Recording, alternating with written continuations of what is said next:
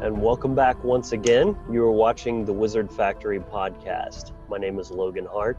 This is Brian Easterday, and today we are joined by Bill Church, who's a very special human being. He's a personal friend of mine and just a really all-around amazing person. He is a dog trainer, Bow Wow Bill. He's also a really talented glass blower. And of course, he is a student of the esoteric sciences. Bill, is there anything I left out there? I also produce the Free Your Mind podcast. We have a lot of listeners that I'm sure are fans of my podcast as well. And if not, I would encourage you to check it out at Free Your Mind podcast as well. But I also have a caveat. Before you listen to my stuff, make sure to go to What on Earth is Happening and listen to our buddy Mark Passio's work. That is outstanding, the stuff that he's put together. And I highly recommend getting initiated with the knowledge that he has put forth before you start disseminating some of the stuff that I talk about and some of the experts that I interview as well. Excellent. Yes. And for the listeners, we actually just had Mark Passio on our show a few weeks back. And man, that was a really great episode, great interview. And people seem pretty pleased with that content as well. So if you're interested in that, go back and maybe we'll drop a link in the description for that as well. So. Well, and make sure people share the content as well, because I think that a lot of times we find ourselves in an echo chamber, and it's very important that this stuff gets out into the real world and that we're not just preaching to the choir, so to speak. Right. Great point. Yeah, I totally agree, man. Absolutely.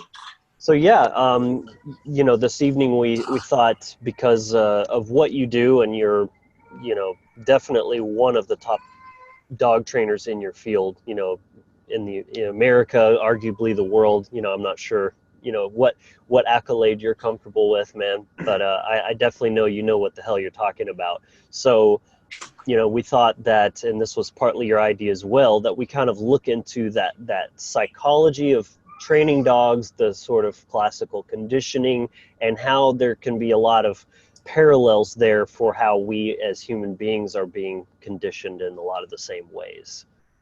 Well, not only the parallels that we are being conditioned in a lot of the same ways, but the funding that went into the sciences that we have learned about this, and who was behind the money, so to speak. It's always important to follow the money, you hear.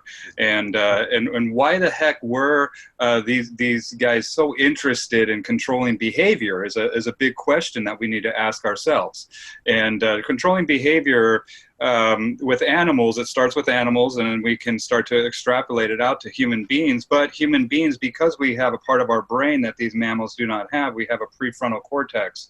There are a lot of intricacies that go into the knowledge about controlling not just behavior, but human behavior as a whole. And once you start to familiarize yourselves with the methodologies and the mechanisms of control that are present in the world, it kind of takes the power away. And for me, that's how it started. I would train dogs, and then I would see conditioned responses with these dogs. For instance, if I tell a dog to sit, the dog will sit, right? If I tell a dog to speak, a dog will speak. If I tell a dog to come. And it basically boils down to repetition is the mother of learning. You do things over and over and over again, and it develops a neural pathway in our brains that creates what we call a comfort zone. And the more that we do it, the more comfortable we are with doing this. And so as I began my awakening process to how really the world is. And what I remember having a mental kind of exercise that I did with myself. And I said, you know what, I'm here on this planet. I know that things aren't as they seem. And I made a decision right then and there to put out to the universe, or to whoever the divine creator or whatever you want to call it, I said, I want the truth. And I want the truth, and I can handle the truth, no matter how bad it is.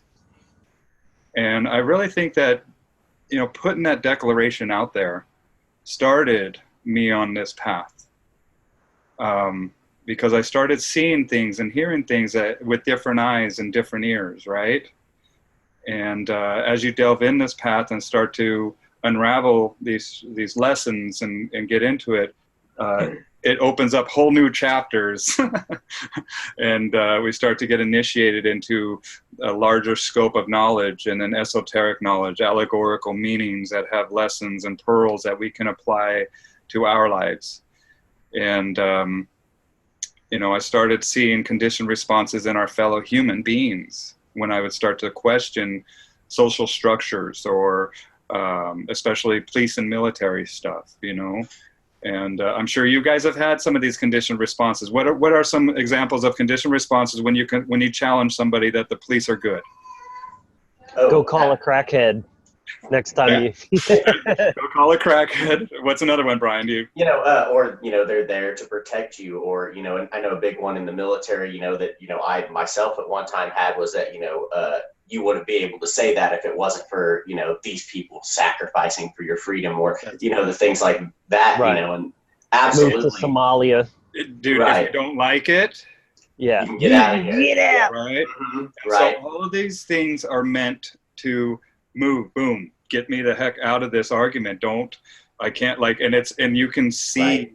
You can see the contradiction come into effect, and these people like this is something that's already been served up on a platter that they're just kind of serving or parroting, right? It's already in there. And a lot of times they're not even aware of that reaction. I don't even want to say response, right, because it's not really a response. It is a reaction, mm-hmm, that they have to the challenge that they feel is right, is moral, and is decided, and how dare you challenge it, right? And that's where we have to learn that this is a programmed response. And I know it because I've worked with behavior. And not only that, but notice how, we are all saying the same things. And I'm sure that you as a listener have heard these as well, as you start to challenge your family. And it doesn't matter what station in life we come from, how old we are, male, female, we're going to hear these verbatim responses. And so my question was, what the heck is underlying influencing all these people to do this? And mm-hmm, that is where I started to get into Mark's work, and I had the Alex Jones stuff, which Logan does a killer Alex Jones. It is. Logan's a good, he's a good impersonator, and it's it takes a different type of intelligence to do that, and not only that, but he's a very audiophile. He likes playing music and stuff, and I think that kind of falls into that same category of putting people's voices musically into tones, into rhythms and stuff like that. And I think it's pretty cool, right? Well, but that's me. Well, and that's me observing another person's behavior, and just kind of getting that 30,000-foot view of like, what makes this guy tick?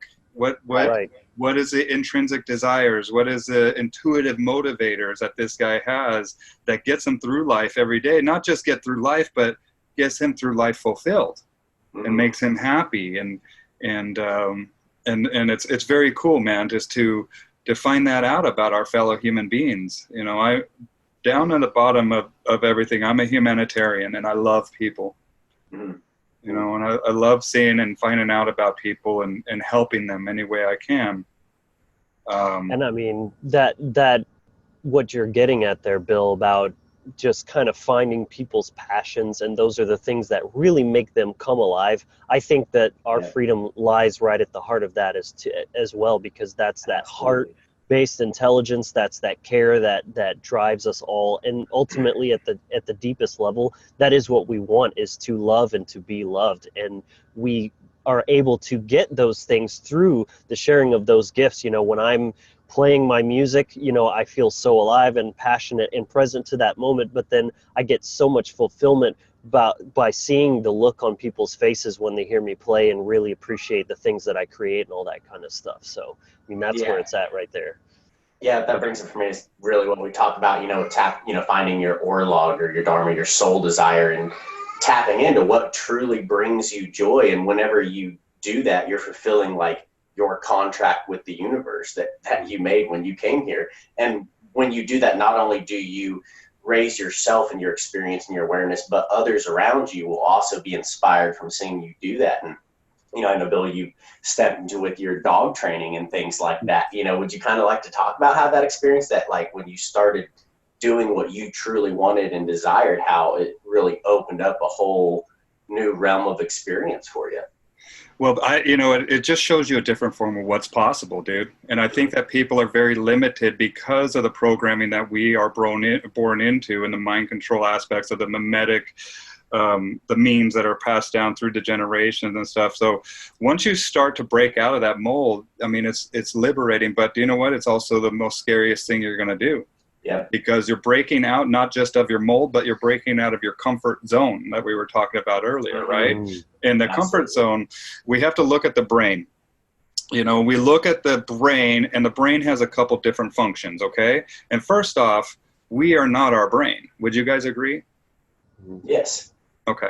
And that awareness that states, I am not my brain, that is you. That is that spark of the divine, right? And like, I'm not Bill Church, you're not Brian Easterday, you're not Logan Hart. You know, we're infinite love and energy having an experience. I'm Bill, you're Brian, and you're Logan. That's the label of your vessel, or your water suit, or your body, or your vehicle. Playing at That's right. This particular moment in this movie we're in.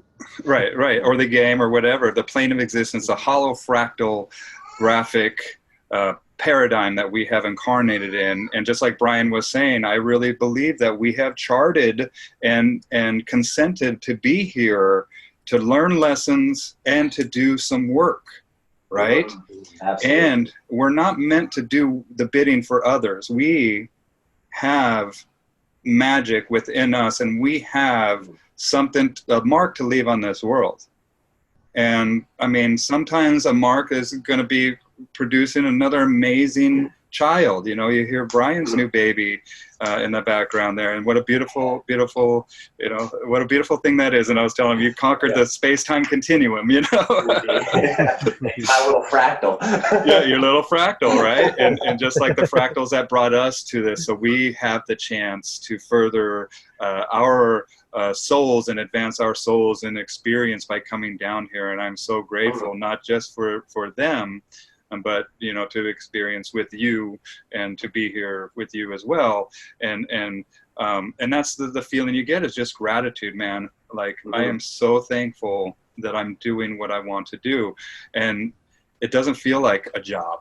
You know, it feels like work. I mean, it is work sometimes. It's a pain in the butt, but it's something that, you know, you choose, and you can do it all day long. You know, and I not only that, but I'll play with dogs out here. And actually, Logan's here at my house, so he's right out here.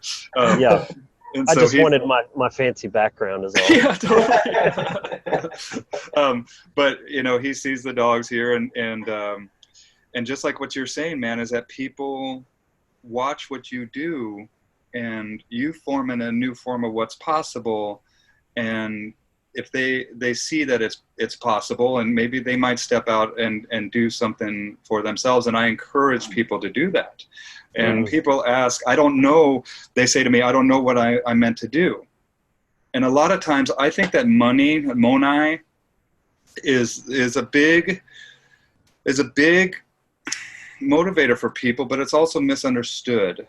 Right? And so I tell people, look, what would you do with the rest of your life if I took that away? If I took $35 million and I gave it to you, I put it in your bank account, where literally you had all the money you wanted to do, what would you do with the rest of your life?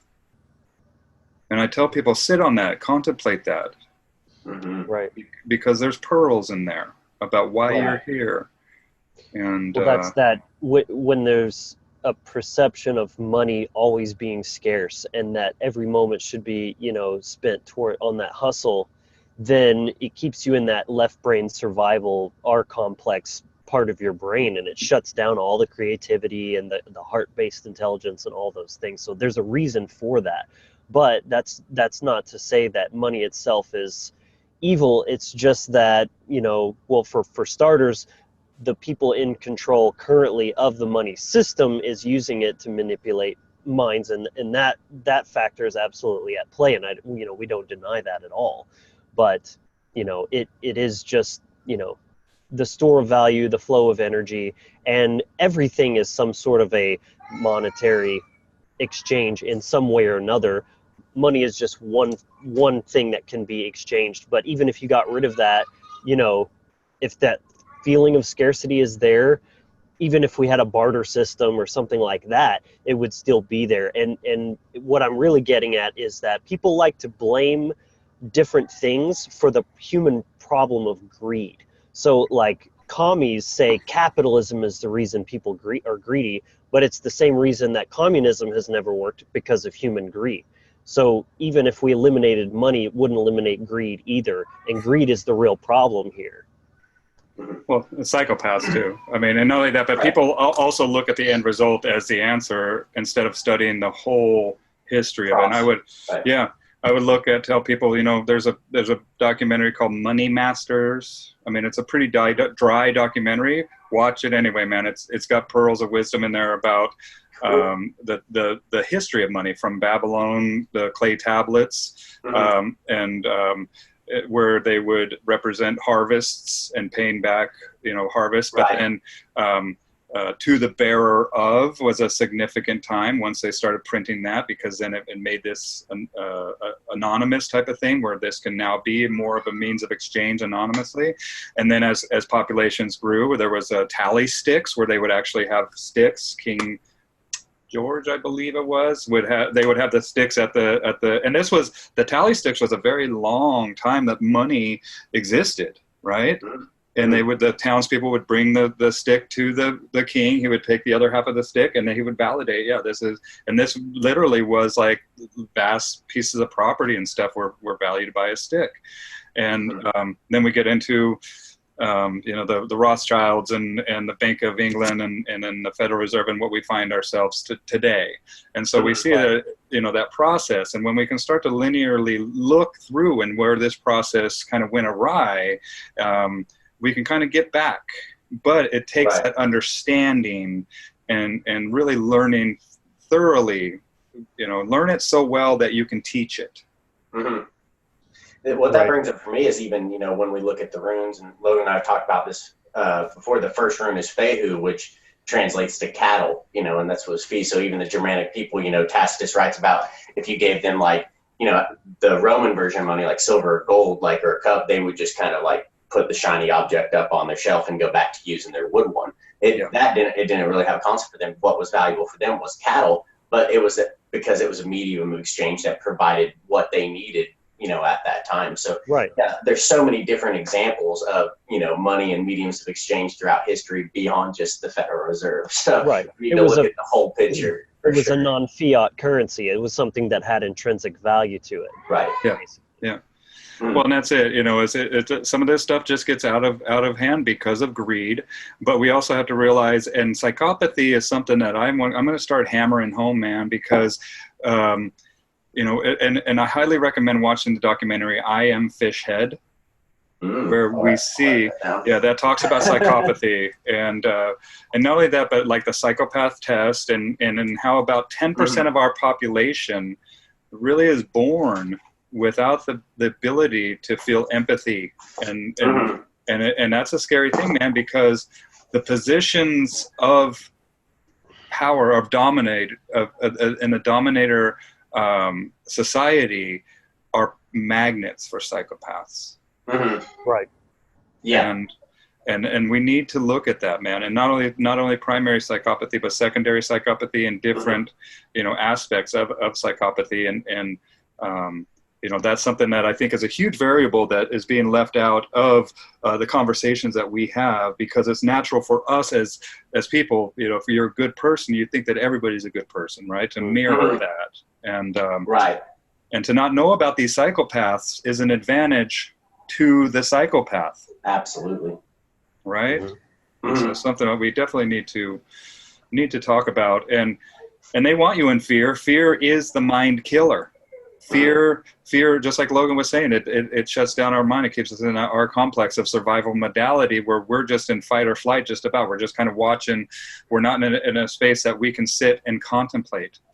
And if we do have a lot, I mean, if we're blessed with some resources that allow us to free up time that we can sit and contemplate.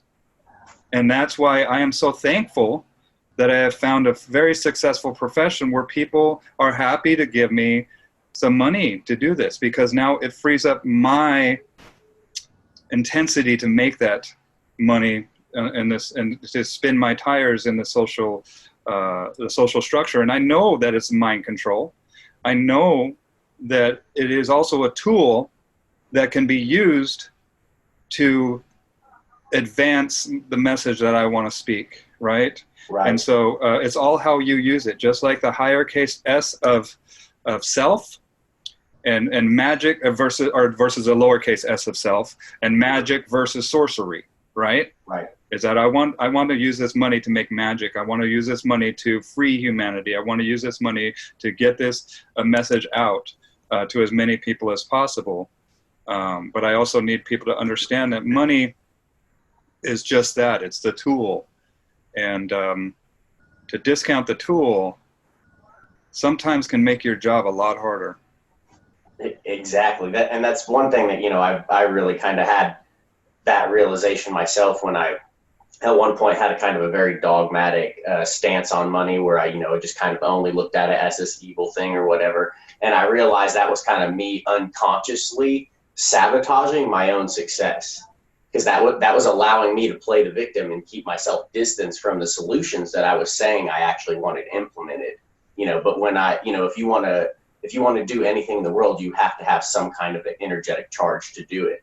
So if you really want to start accomplishing things like we say we do, we need to start being willing to take on that charge in order, so we have that choice multiplier to implement whatever solutions we say we want. That's right.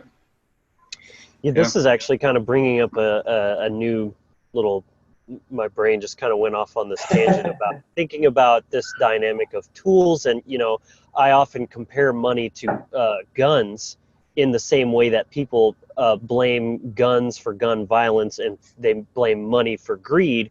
You can't blame the tool for that ill intent, but at the same time, you can also kind of critique the tool if the tool isn't as good as it could be. So, for example, the government itself, it's the monopoly on force, and force isn't always negative if it's actually being used to defend rights, and sovereignty, as opposed to take it away.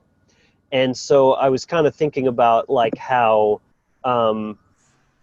centralization is a major dysfunctional, like think of a gun that was mass produced and it always literally backfired, which is an ironic kind of analogy for what government always tends to do and leads to, mass genocide and oppression and things like that, is that if a tool is built wrong, then it will always be built to backfire. And so decentralization really is the answer for that, down to the authority of the individual for one thing, and then decentralizing, taking it back to the money. That's why I think cryptocurrency is such a potentially powerful, paradigm shifter for what our future could hold, because it's decentralizing that tool out of the hands of people who are obviously using it for negative reasons and manipulating that. Yeah, it's a disruptor. It's definitely a disruptor, and that's where I'm leaning towards. At first I didn't get it, but I invest in crypto myself just because I think that's just a good idea.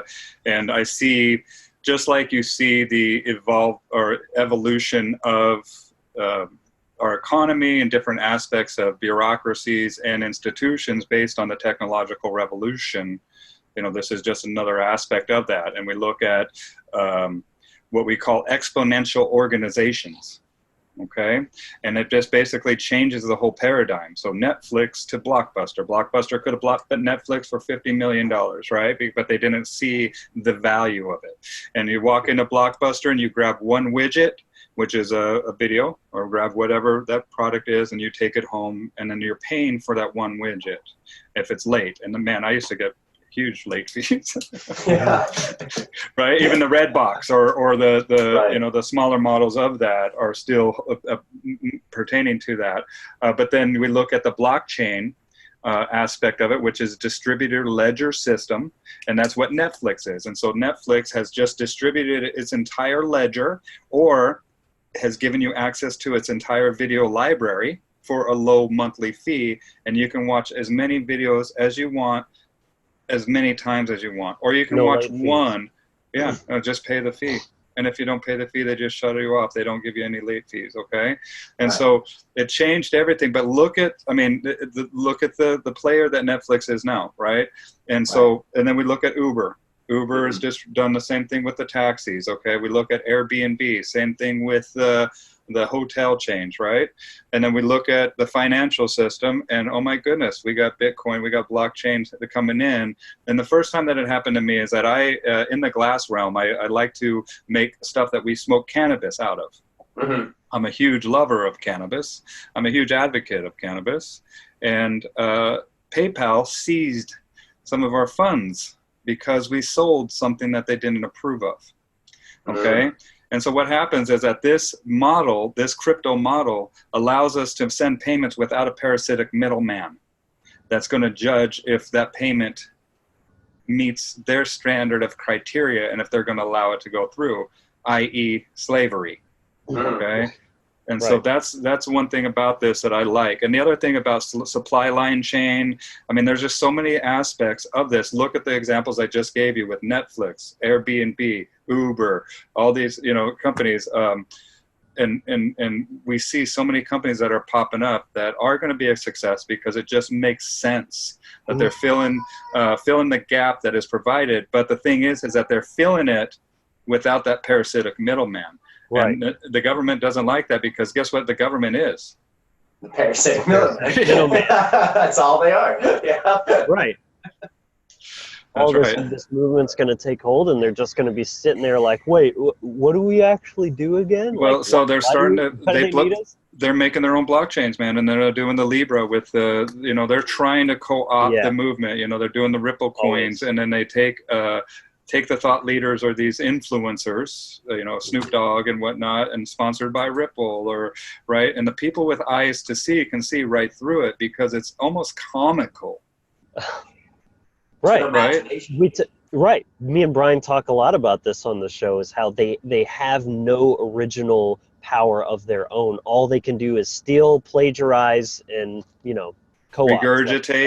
Regurgitate and buy out, and you know, and try to take and co-opt, but also try to own things, right? And so that they can take and direct it into their coffers. And I think really that's what's happened with the crypto market that we've seen the last couple of years of the bear market, is that these guys are kind of strategically forming their position on the back end. And if you look at a lot of these buyers of crypto, that we're going to see that it's a lot of banks and big financial institutions that are trying to lock down some of this market cap, which is interesting. I mean, just like you say, follow the money, man. They follow it everywhere. And that's what's cool about this distributed ledger system, and it makes it easier to follow that money.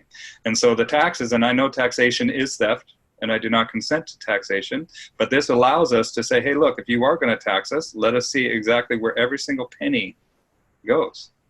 And so this allows us some transparency. This allows us a great tool to shine back at the surveillance state.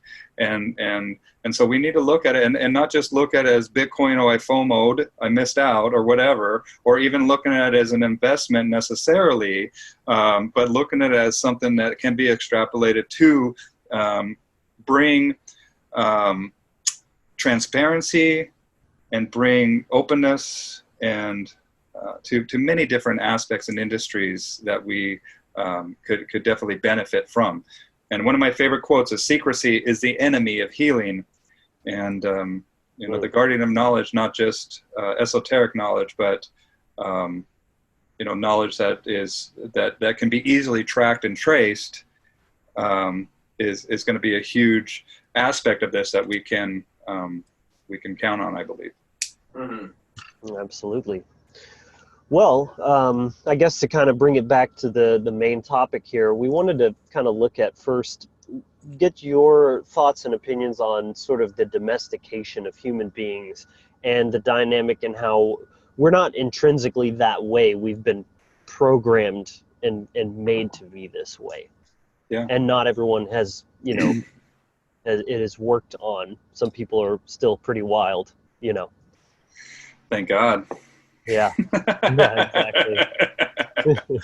Well, and that's it, is the domestication of human beings. And you know, during the formative years or the formative years, that's basically it, you know, is that we want to get these human beings as young as possible. And so we can create that format. And so when they go out through the rest of their lives, anything that differs from the format that we have created will not be accepted and does not compute. Yes. And you'll start regurgitating, you know, canned responses that are anomaly detected, like attack. attack, right? And, you know, it also goes into, you know, that feeling of solace and being safe, right? And if we look at Maslow's hierarchy of needs, once all those needs have been met, and then I can look at, let me Google the hierarchy of needs just to see, but it's like shelter, you know, Fehu. What is that? And you guys, by the way, I don't know about runes and I don't know about any of this stuff, but I am all about it. So anything that you guys can teach me, I'm totally right. So in the tradition, you know, Fehu literally means translates to fee, or referring to cattle, but in the context of the teaching in sort of like a spiritual symbolic sense, the Fehu rune embodies like that first lesson that you have to get past. You know, it starts with, that's the first rune, and then it moves all the way around. And the first 8 runes are all about physical mastery. So the very first thing you have to do when you incarnate here is get your basics down, learn how to survive, and meeting those basic survival needs, like you're talking about the Maslow's hierarchy there. Mm-hmm. You don't do that, you won't make it to the other lessons. So. You're not going to get too far. You're going to have a bad time. Yeah. Yeah. So, yeah. And then what happens after the 8? Okay, so the first 8 deal with the physical reality field, mastering that. The second 8 deal with the psychological and emotional realm, and then the third 8 deal with the spiritual. And then by the time you've mastered all 24 runes, it's like your initiation into the tribe. That by the time you're mastering these, you should be a functional human being intact with your true mon, your true mind. Right. Okay. Essentially initiated fully. Right.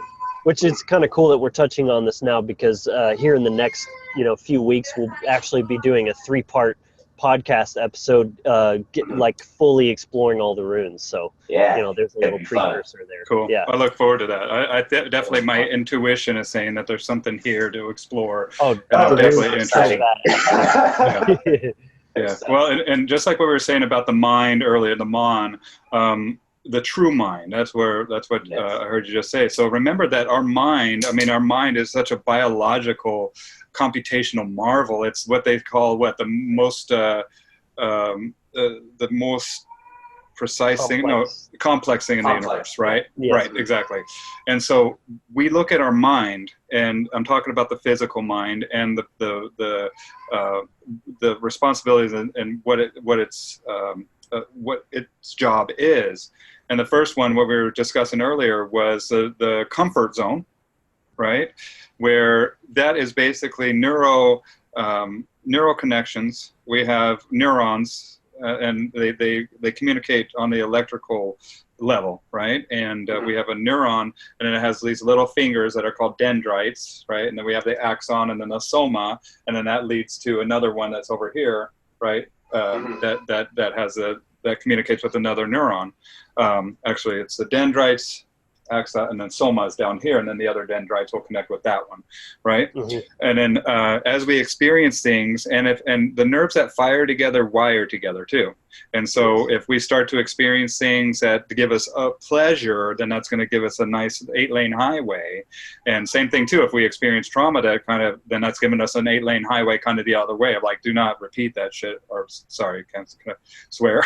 Oh yeah, absolutely. Okay. This is for adults. Okay, good. and don't repeat that ever again, right? And so that's the first one, is our comfort zone. And then once we start to delve out of this comfort zone, then our amygdala, we have a pharmaceutical company in our brain, and Brian or Logan and I were chatting about this, right? And the difference between synthetic chemicals versus the chemicals that we make that are called polypeptides, that our amygdala, which is an almond-shaped gland on each side of our brain here, and that goes up to the hypothalamus right in the middle there, right below our reptilian or the cerebellum, right below that our complex, and that's where that fear factory is.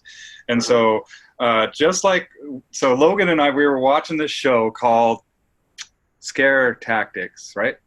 Have you ever seen it? They just scare the crap out of people, man. So yeah, you got to watch it. Like It's silly. they set it up like they have, like, you have somebody and you set them up, dude, and they just scare the crap out of you. Like, right. You, like some friend or some aunt of somebody like picks somebody that they want to scare, and they put them into this prefabricated situation where there's all these actors that are all playing their roles, and then shit like escalates, and then right at the very peak of their fear and they're freaking out and they're probably about to get like hostile or something, is when somebody says to them a very consistent line for every single scenario. They always say this thing verbatim. They say, "Are you scared?"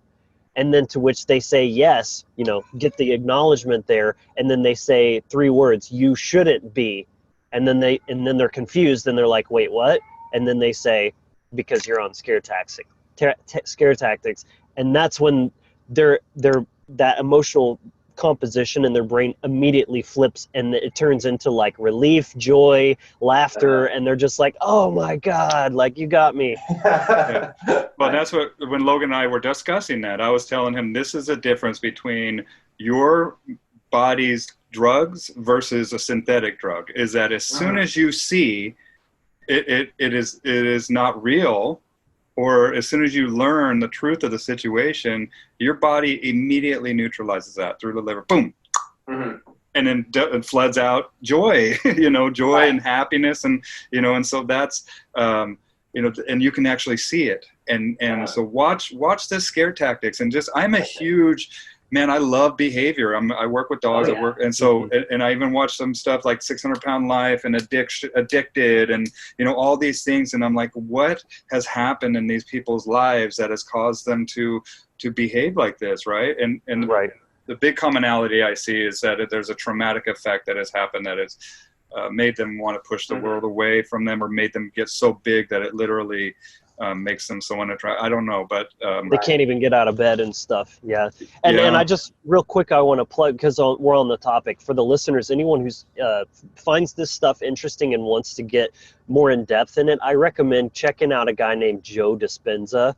He's one of my favorite, scientists and researchers on neuroscience, and he's absolutely mind-blowing. I've learned a lot from him, so definitely check him out. But something you said, Bill, that kind of clicked something for me, is we're talking about this Maslow's hierarchy of needs, hierarchy, as in layers and levels.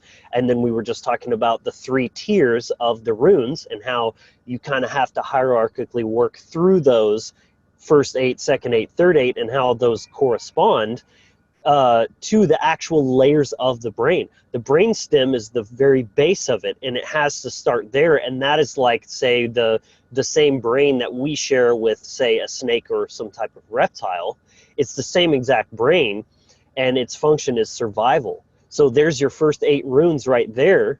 The second one being what is the limbic system, right? Yep. Yeah. And mammalian brain. Right. That's the emotions. That's the second 8 of the runes. And then the spiritual being, the 2-sided, the dual hemisphere cerebral cortex, which is embodying that Vesica Pisces, the masculine and feminine spiritual kind of conduit there, being the third 8. I just thought that was a really interesting correlation of a literal hierarchy built into our brains. Yeah. Well, go ahead. I was just going to say, even in that Maslow, they even go to other layers outside of that too. It's like, once you've achieved this, then this is what you want, and then once you've achieved that, then this is what you want. And I mean, the people that run this world are very well aware of this. And so if they could take away, or that they can just take one of those tiers and kind of make it so it's unattainable or very hard, and then it kind of makes things a lot easier to control. Yeah, well, that's one of those kind of axioms that I keep coming back to is a psychopath or a narcissist, whatever you want to call it, somebody that has ill will and intention and needs to control somebody. The number one thing that they're after is, what do you need from them? That's why the first thing that they hate is freedom and independence, because if you don't need shit from them, they can't control you. They have absolutely nothing that they can leverage you with. Well, and that's it. And the last thing that these guys want to do is be found out. Yeah, they don't like predator.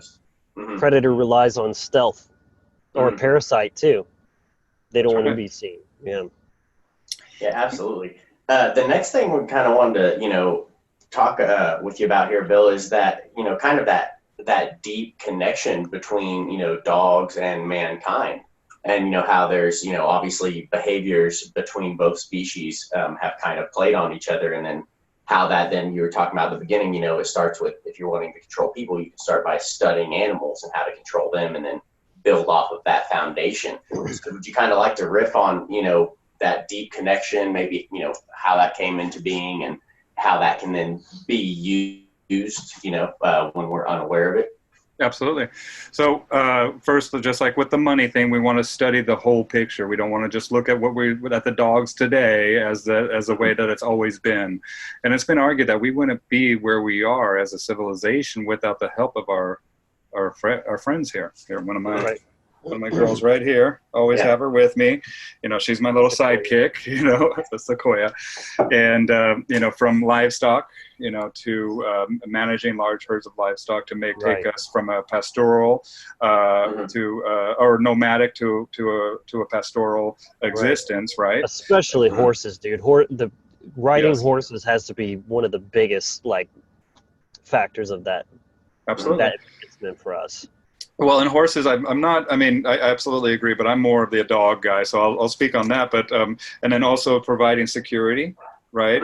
Alerting us of oncoming people, right? Or, and then hunting, right? Then we have our hunting dogs, and then we have our terriers. Terrier come from the Latin root ter, which is the same as terrain, territory, terracotta, which means earth or soil. And so these dogs are literally bred to go into the earth to get vermin so we can, so either to help us live in a sterile environment or to gather food for us, right? And then we have dogs that are, that can help us with equipment, pulling stuff, horse stuff, hunting as well, absolutely. And not only that, but just even protection. Even in the last 100 years, the role of the dog has changed pretty dramatically. Where we have, in New York and like the gangs of New York time and stuff like that, you'd have a dog walking down the street for you as a deterrent for protection, right? And so we have relied on these dogs, and they rely on us. And we bring them into the human world. We don't go out to the dog world. We're not sniffing butts and, eating rotten stuff, And the number one thing that I see as somebody who works with animals and behavior is that the biggest mistake that people make nowadays is by anthropomorphizing or put human characteristics on the animal. And then I have to go back and explain the brain functions and the neocortex, the outer buffer of our brain, and it allows us so many different capabilities with our thought process that these animals are not capable of. And so to label them something that they're not capable of is a disservice, in my opinion, to that animal. And to realize that, look, we have parts of our brain that literally makes us higher consciousness beings. And once we start to realize that, then we also start to realize that it is our moral obligation to be stewards of these animals. And and then that's where we get into the carnism and stuff like that. And that's my biggest contradiction. I spoke with Mark Passy about it because I am not a vegetarian or a vegan. But I'm also doing the know thyself stuff where I've tried to go down those paths, and maybe my diet was wrong or whatever. I'm still embarking on the journey. It's a trial and error aspect that I'm in right now. But knowing that, we want to do what's best for our dogs, and so they're fulfilled as well as us. And I mean, dogs have so many important roles, especially even look at like therapy dogs and look at service animals, and the role has changed, but we're starting to get a better understanding, and we're starting to connect with these animals and open up the lines of communication more thoroughly than we ever have. It's a very exciting time. But what I see too is that people take it a little bit too far and try to think with their emotions.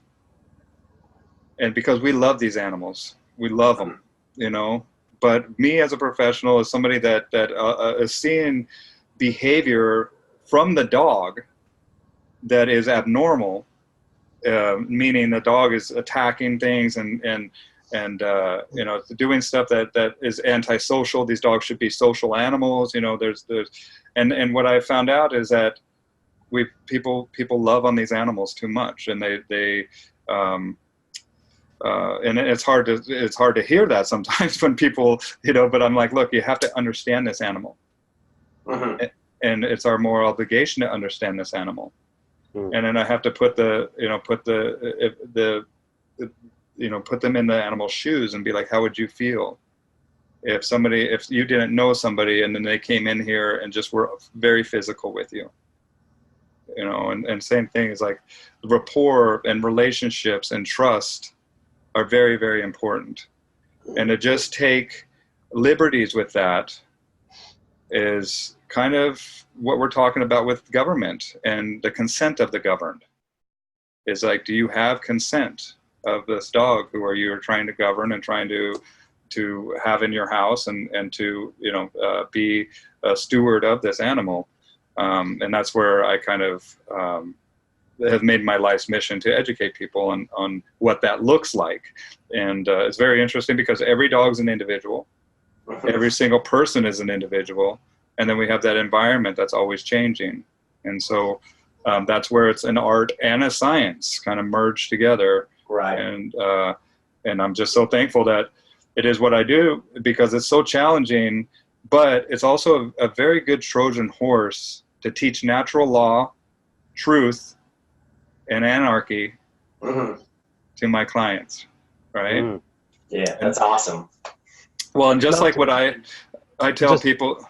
Oh, go ahead, Logan. I was just going to throw in that, because you've reached the level of success that you have gained access, like I was kind of, jokingly saying yesterday, is sort of like the dog world is sort of the back door into the realms of influence. And you do interact with a lot of very, successful, wealthy, yes.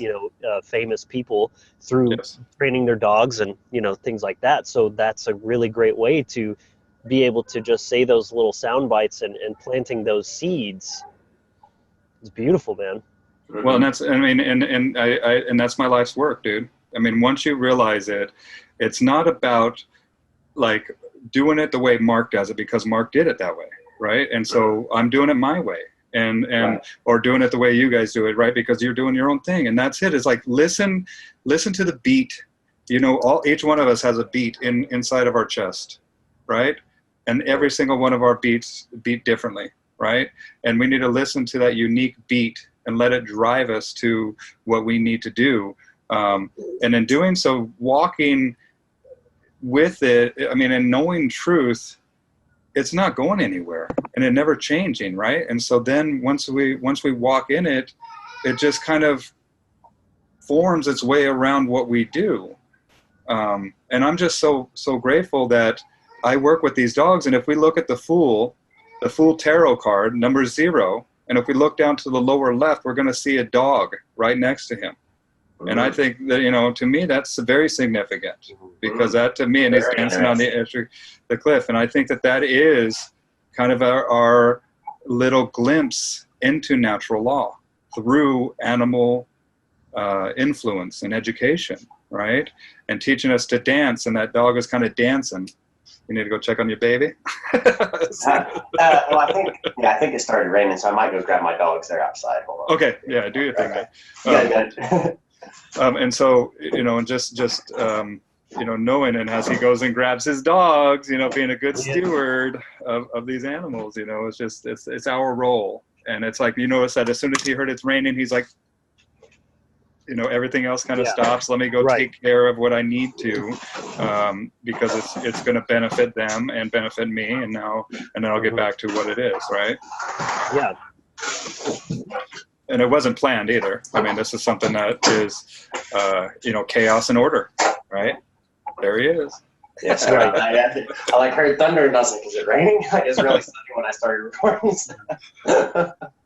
And this concept of stewardship, definitely is kind of connecting some dots in my mind about the way you could look at parenting in that same way, because, as an anarchist, that's one of those sort of quote unquote gray areas, dare I say it, where you have to find a balance between their own individual sovereignty, but also your responsibility as a steward, because they're incapable of being a completely actualized adult that can make all their own decisions with the highest, level of awareness for themselves. The nescient mind, right? Right. Nescient.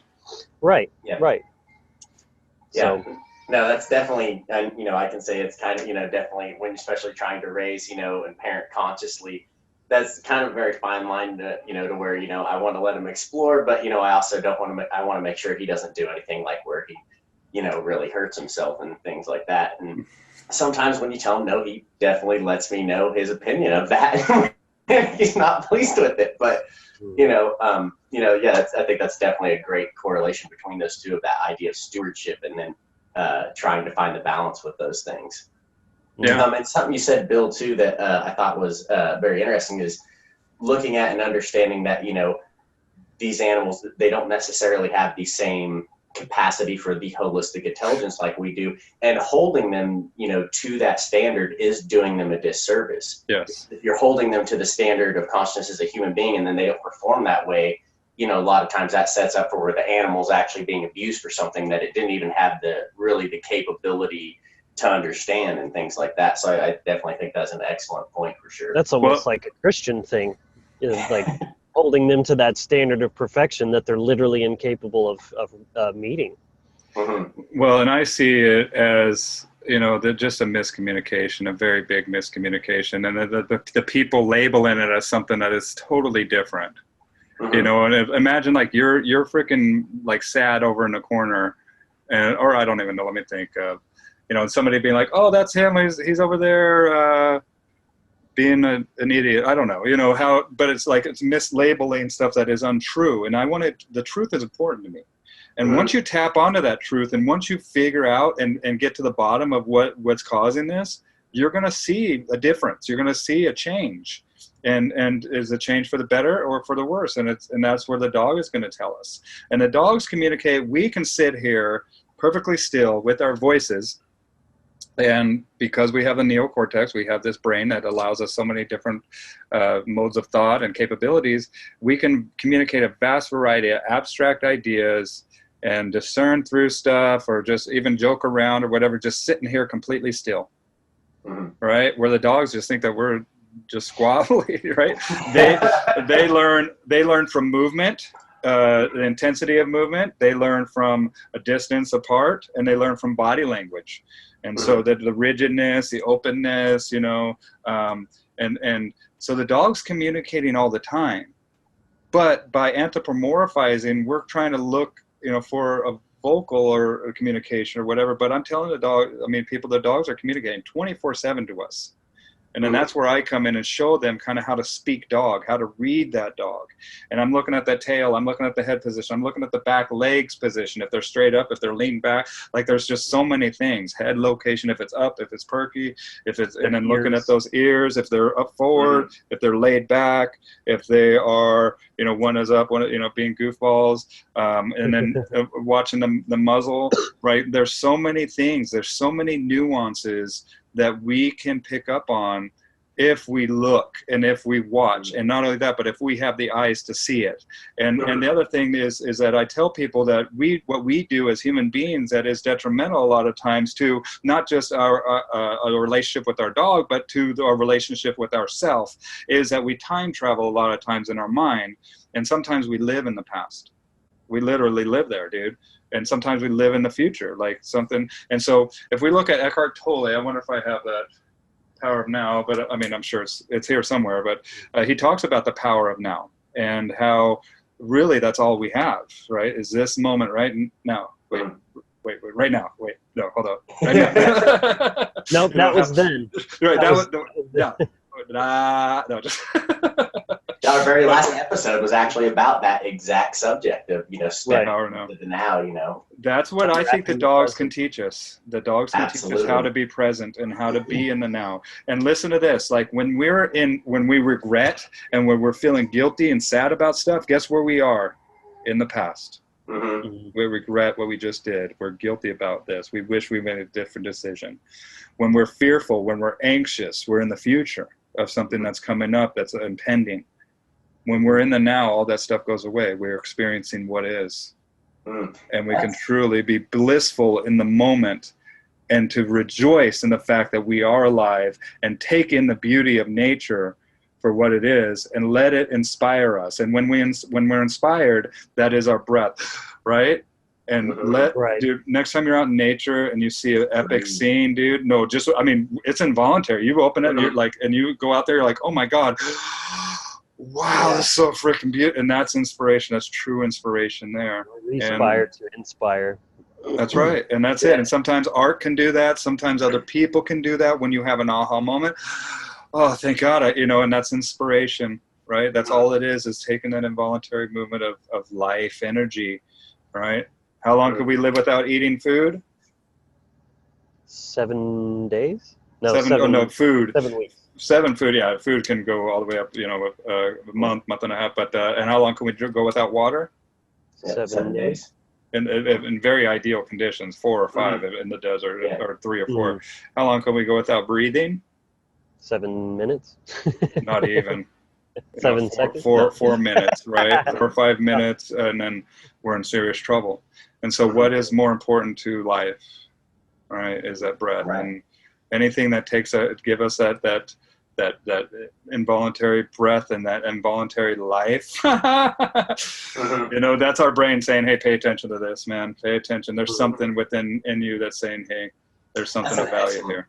Excellent point. And it brought up for me is actually, I was watching a movie the other day called The Dog's Journey or something like that. The Dog's Journey. Yeah, it's like essentially it goes through like the storyline of this same soul that incarnates as a dog. But I can't watch it.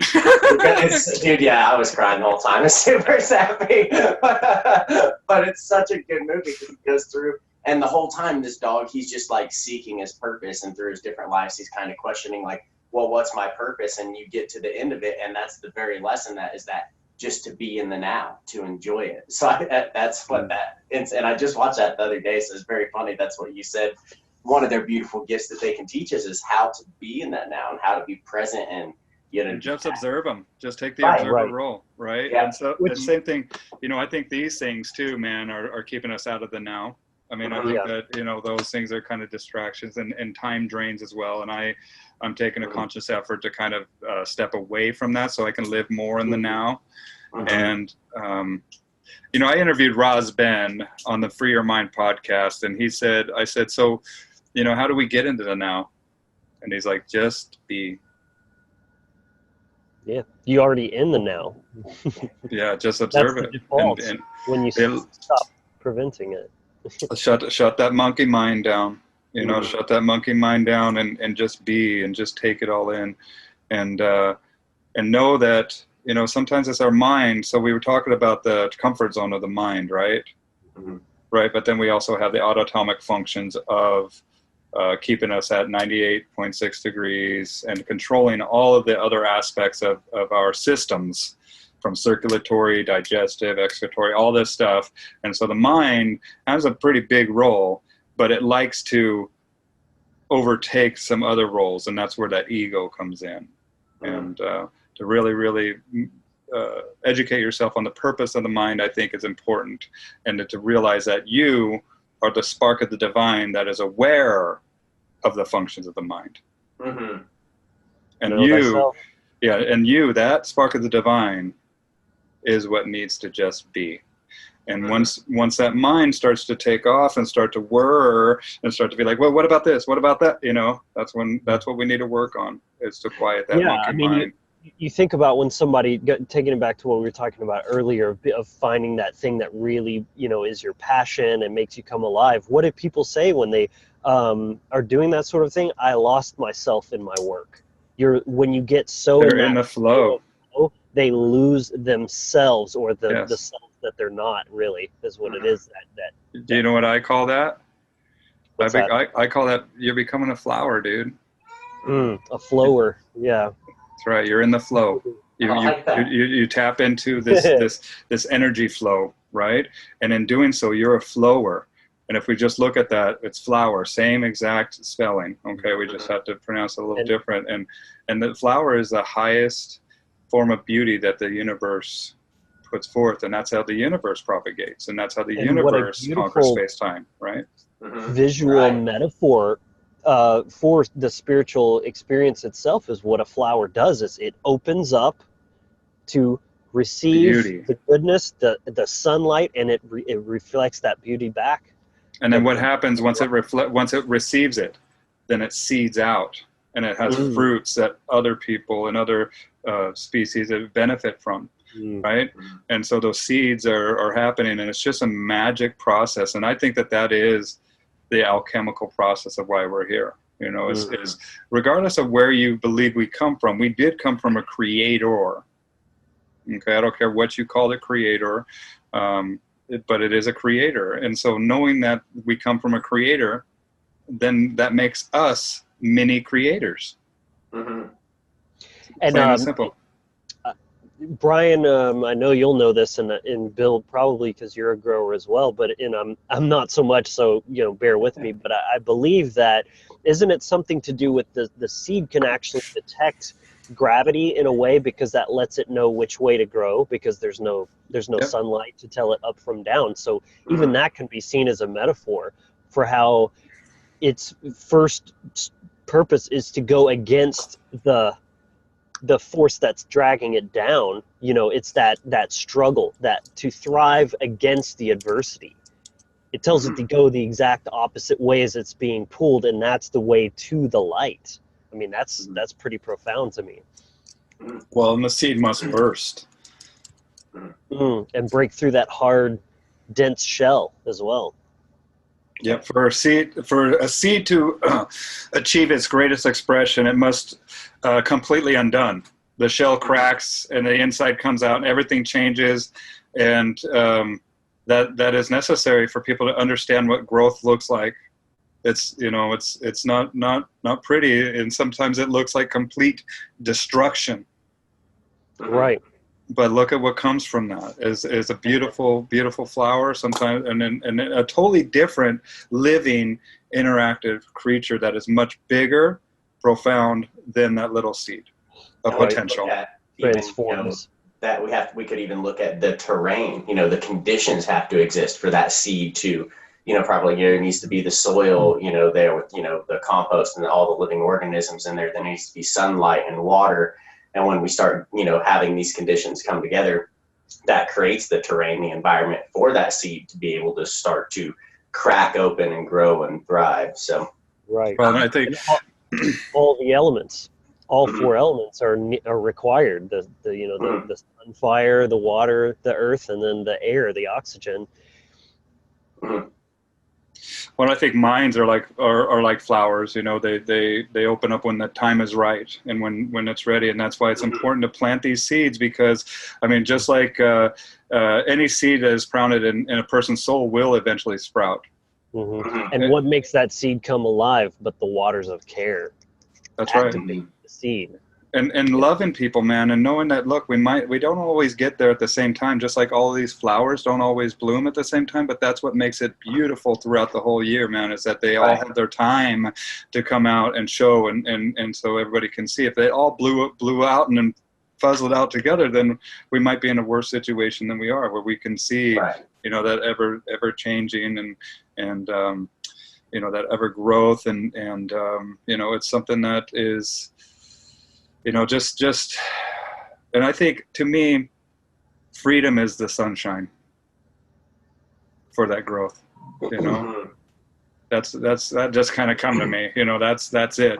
And Viktor Frankl, I mean, one of my biggest quotes of freedom is that between stimulus and response, and that's what I work with a lot of times with dogs, is that they're in a reactionary mindset, and I'm trying to widen that gap between stimulus and response.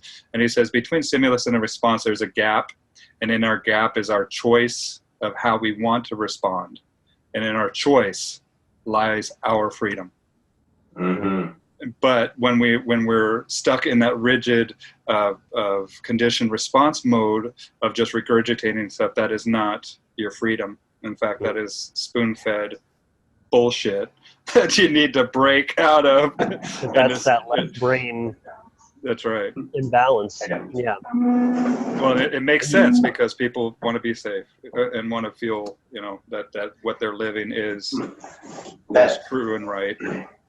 Yeah, what that brings up for me is, like you said, we understanding and recognizing that, one, the awakening process, it isn't just this light switch, one, recognizing it's a process. And this gets to something that Logan and I refer to as being a midwife of consciousness, and recognizing that everybody has their own dispositions. And, like if we look at, what a midwife does, they're not the one actually in the birthing process. They're just someone that's familiar with the process and is there to assist. Facilitate. And facilitate. The other person still has to do the work, so, right. If we look at the child, if they're in a, they might need a change of position before they can be ready to be born. The exact same with the mind. Some people may need to shift on a few things before that actually allows them to, open up further down the path. So recognizing that, and then not coming at things from, especially if you're the one with that level of awareness, you have to start learning how to facilitate tactfully, to actually get the information across. If you just come across like a total asshole, let's just reach in there and grab the baby's head and just start pulling it out. Right, you're going to fuck up the whole process, and you can actually cause a lot more damage. Exactly. Especially when you recognize how intense this process is, and when it started. We look at it from the Norse tradition as the alchemical process. We can look at it as, through the mythology of Ragnarok, and it's the destruction of the worlds so new ones can be born. But there is this destructive process that has to happen, and to force anybody into that, if they're not ready for it, you very much can, literally make them lose their mind, or, destroy their entire life if they're not ready for that. So recognizing that we all have our process, and being able to see where someone is, and, what is okay for them at a time. Because right. If you don't have the proper foundation and you get knowledge that's too advanced for you, you can very much harm yourself with that. Right. Especially or when you start getting into things take a flower. Take a flower that's still like a bulb, and you're just sitting there just trying to pull it open, Right. It's not how nature works. It has to be intrinsic. It has to come from that life force energy within. Yep. Right. But then we also have, the parasites in nature that need to be removed. Mm-hmm. And we need to, the weeds or something else that's going to protect, from, like I'm studying the different nutrients and stuff. But Logan was watching we were watching this documentary about microbes and the soil, and I really want to learn this stuff. And what I'm finding out is that there's certain funguses that are needed to create a mycorrhiza relationship with the roots. And so these nematodes, if this fungus isn't there, then they're going to burrow right into the roots. And so, right. I mean, it's symbiotic relationships and stuff like that we can align ourselves with, that will help us to stay, healthy. And that has to do with a lot of the content that we consume as well. And just, and knowing, man, we live in an age of information, but, it's important what you choose to spend your time doing. Mm-hmm. Right. And that's that spiritual currency. Mm-hmm. And to step up and to start speaking truth. And especially if you know this stuff, you know, you need to step into that next realm and to start creating, and not just creating, but presenting. Mm-hmm. And that's like, I was just down and had a pretty good conversation with Alchemist, who's a producer, Eminem's producer. He's does his for Cypress Hill, Mob, like all these hip hop artists, and he's a great guy, one of my dear friends. And we got into this conversation about being creators, and he says, "Man, I think it's more about producing or presenting." Excuse me. He's like, because we can create all day long in our sleep, but if we do not present it and be vulnerable, then that's all. Then it doesn't really affect this world. And that's where I was like, dude, I think you're onto something there, Al. Yeah. When you're and what comes with that, the present. What comes with that that's vulnerability? Right, present, sure. right? Present. That's great. And what comes with that vulnerability is, you know, imperfection. And that's part of the thing, is you don't have to be some kind of like super advanced master. We need people just, you know, in droves, who are at least coming to that fundamental knowledge and starting to spread it to the masses as much as possible. There's never going to be a time where you're perfected enough to suddenly like be qualified or you know, to become a teacher or whatever. I mean, you know, Brian and I have met a little bit of resistance with this dynamic where, you know, people act, they have this one problem with something, and rather than continuing to support us as a whole, or say, you know, great episode, except this one little thing, maybe this or that, they're like, well, you know, you're ruining everything. It's like this big dramatic, you know, knee-jerk reaction to it. When, reaction is key. And yes, everyone's going to have their keyword is what I meant to say, not key. Everyone's going to have their little blind spots and imperfections. You know, even, you know, I disagree with Socrates about certain things, you know, for example, and then I've, you know, voiced that, and people are like, I'm pretty sure you're not as smart as Socrates. And it's like, that hierarchy doesn't exist. It's just all about thinking for your damn self, and, you know, just because he's Socrates doesn't mean he's right about everything. Right. Well, and I think people walk around with eyes that look to be offended. Like, people are walking through this world just looking for shit to be offended by. And I'm like, knock it off, man. Like, start looking for stuff that you love, you know, and the stuff that you're offended by, let it go, man. I mean, whatever. It's something that is, you know, I mean, it might be a contradiction or whatever, and maybe raise up a point, but focus on what you love, man. Focus on that is going to give you joy as well, and know that we don't all have it figured out, but we're working through that process. And I tell people, by creating content, if you're not embarrassed by your first episode, your first painting, then you waited way too long, man. Get it out there. Just push it, get it out there, and you're going to be loved, and you're going to appeal to somebody that is going to confirm that you're doing the right thing and motivate you. And so I want to encourage you to have courage to put out that stuff, to feel the fear and do it anyway.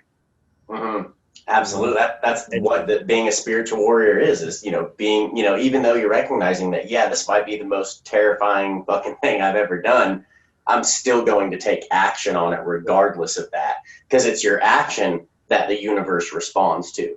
Yes. You know? Well, that's why we're here. Absolutely. Act. And unless that's the presenting thing too, is unless we act on it. And I mean, you could even argue that if you're stepping into a role of being whatever you want to call it, a teacher, an influencer, you know, what have you, that putting your mistakes on display for those who are looking to learn, that can be even a more powerful lesson in of itself. First of all, you're taking your gurus or whatever off the damn pedestal where they shouldn't have been in the first place, but you're also seeing that we're all human, we're all learning, and this is just a process, and it makes you as that person, that teacher, more relatable, you know. Yeah, we're all learning, man, and be vulnerable. I mean, there's value in that. I mean, nobody knows it all, dude. We're all humans. We all freaking put our pants on one leg at a time. You know, we all pee and poop and There's nothing that's special about that. It's just, but to understand, have a better understanding, and to, there's nothing that we can't discuss with love, compassion, empathy for one another. Nothing, from the worst of the worst subjects to the funniest or the most mundane. There's nothing that we shouldn't be able to discuss, because we know and we come from a place of understanding, trust, and love. Yeah, and that heart-based intelligence, is really what I think, you're hitting at there, is coming from that place of being tapped into the care. And yes, you can use the intellect as a tool, but recognizing that, coming from that foundation of care, like you said, there's really nothing we can't discuss or have, make forward progress on if we're actually willing to let our narcissistic ego that's on the defense get set aside, so we can actually come at things from a new perspective. Right. Well, and especially as men too, we need to invoke more of an emotional influence with decisions that we make. And then same thing with the women, might need to make more of an intellectual, and I think that's one of the goals of coming into this life, is to merge the intellect with emotion, 50-50. Yes, right? Absolutely. Balance it out. Absolutely. So another thing we wanted to kind of ask your expert thoughts and opinions on, basically, is the dynamic between like dominant and submissive alpha and beta within the dog world, and what kind of lessons we can glean from that as well. The social hierarchy. Yeah, social hierarchy. So dogs are social animals, and they belong to packs because strength in numbers. But there are structures to these packs. There is an alpha. Now the alpha, a lot of people I hear, they tell me my dog's an alpha, and I'm just like, oh my, but it's never the case. Only 3 to 5% of dogs make up alpha role. And the alpha dog is not made, they're born. They're born with these characteristics within them, man, and they're super independent, and they just have this like I don't know, just this presence about them, dude. Like when you're around I had a Doberman that she always knew, just kind of had this like you said, presence about her that she she more than a few times treat a mountain lion and things, and just was even though she wasn't all that big, just was totally, fearless in how she went about, protecting her territory and things. Absolutely. Well, and each one of these dogs, just like I was saying earlier about the dogs being individuals and the people being individuals, well, each one of these dogs is an individual, and they have characteristics that lead to the symbiotic relationship of that pack.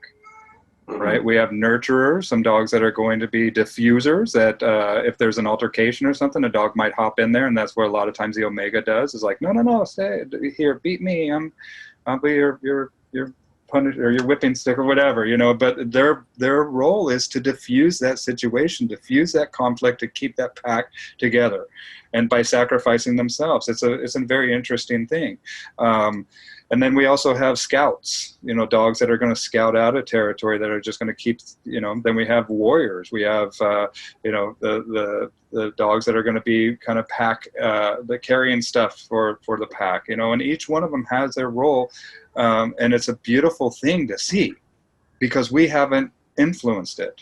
Right. And I'm talking mostly about wolves and coyotes, because they're out in that real world. But because the dogs that we have, they're domesticated, which is they look to us, right? And so the biggest difference, if we look and had a wolf pup that was wild, and a regular dog that was domesticated, they've done this. There's a documentary called Science of Dogs and Dogs Decoded. There's so many. We create the dog, and in one of these documentaries, they put a wire crate, and then they put this fabric, and then they put a little treat on it, and then the dog would come up and pull the fabric, and then the treat would come to the crate, and they'd be able to eat it to the side of the crate. Okay. And so then what they did is, then they put the fabric and they put it on a piece of board and nailed it down. And so the dog, no matter what, could not pull that treat. And so the wolf or the dog walks up there, and then it does the first exercise where he pulls it, eats it, gobbles it up. Right, and then he does the second exercise. Dog pulls a couple times, sits over by the human, and looks up at the human. Okay, the wolf did it the first time, got it, and then they had to frickin' stop the wolf because he was destroying the crate, trying to get in there, and he could give a crap about the human.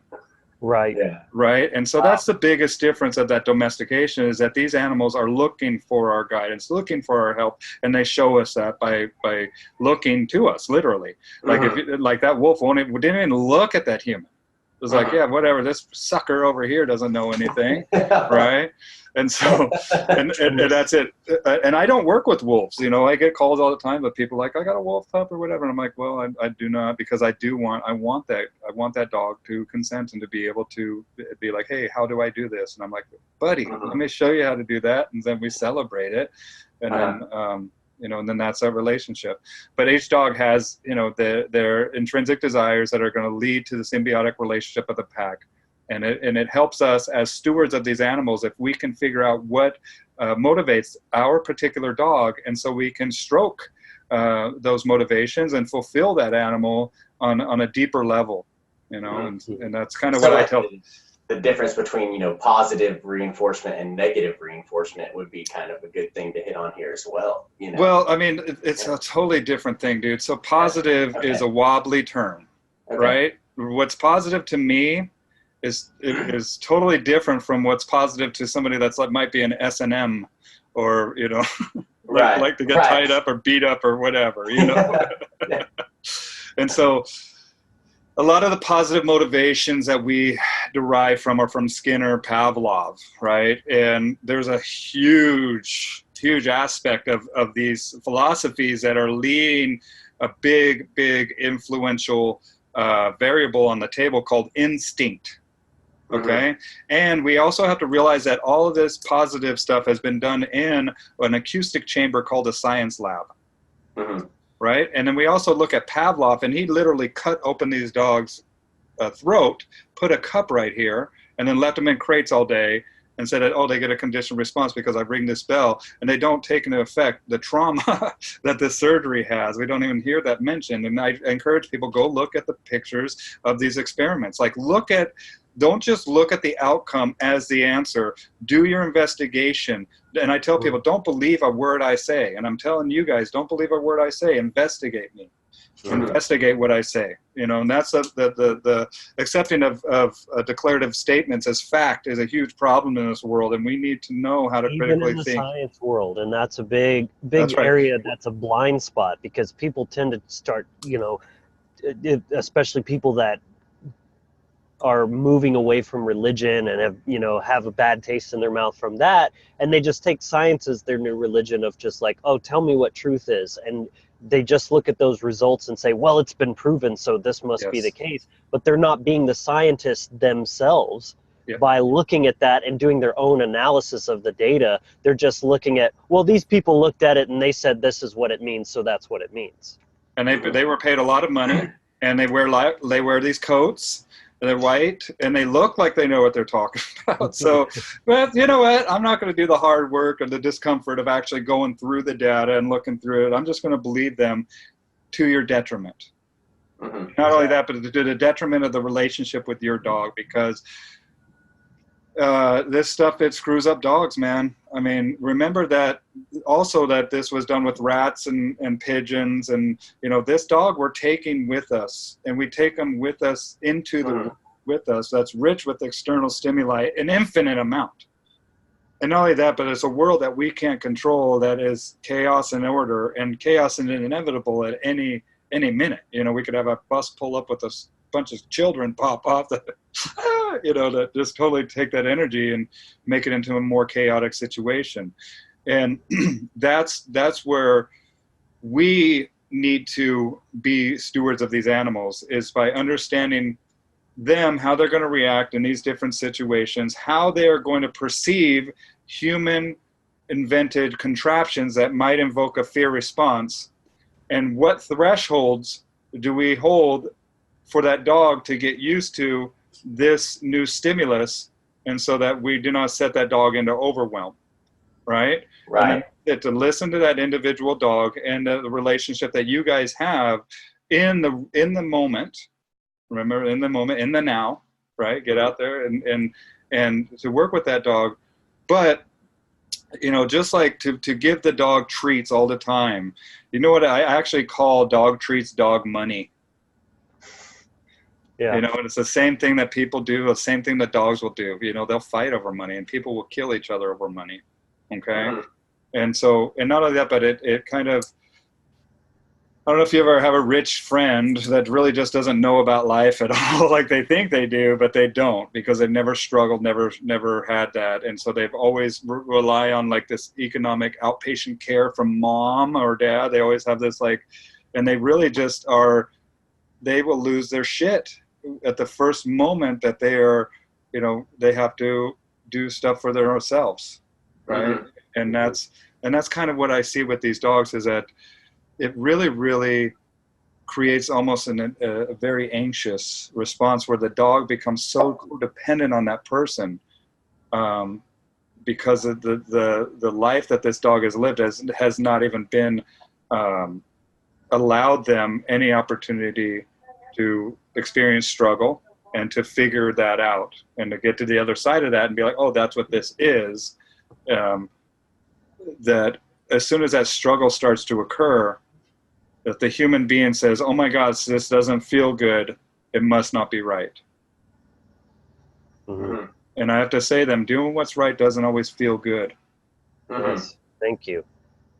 And Right. that's one of those big hang-ups that I have with the whole new age mindset about Well, just new age bullshit is what it is. Yeah. right.